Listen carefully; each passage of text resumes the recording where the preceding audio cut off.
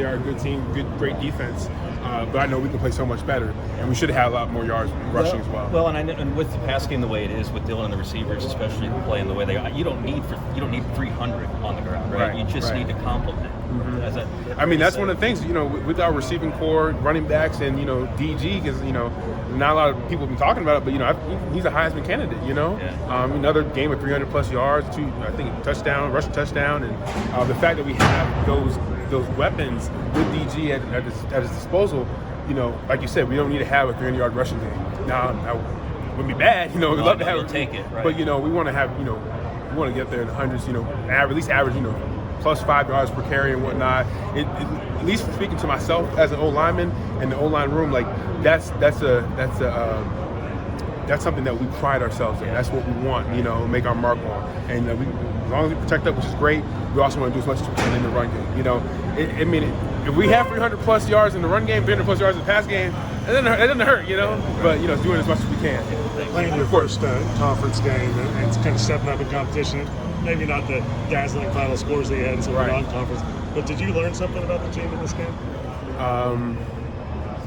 Just that we've had 2 games where I feel like it's similar with this and SMU, and despite the 10-6 going into the half and then coming out and having those big plays, is that this team is resilient. And I know I wasn't here last year, but I just know this team is we're just different all around.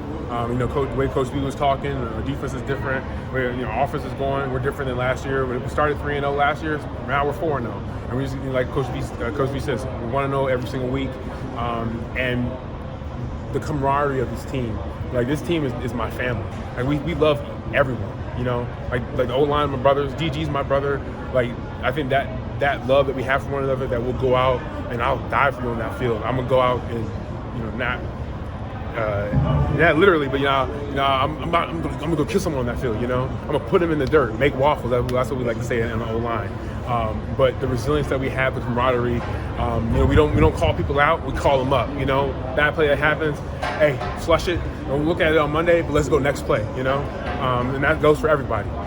DG, coach make a call or something, or the players. We are one team, one heartbeat. What did you think of the DG takeover in the ground game today? The way it kind of changed the way you guys were able to run the football a little bit. Absolutely. And DG, people might not think, but he got some legs under him. He's a tough son of a gun too. He gotten hit a couple times, and it was a couple yards after the hit, especially on that touchdown run and a couple runs. I think it was like a few carries for 25 yards or whatnot.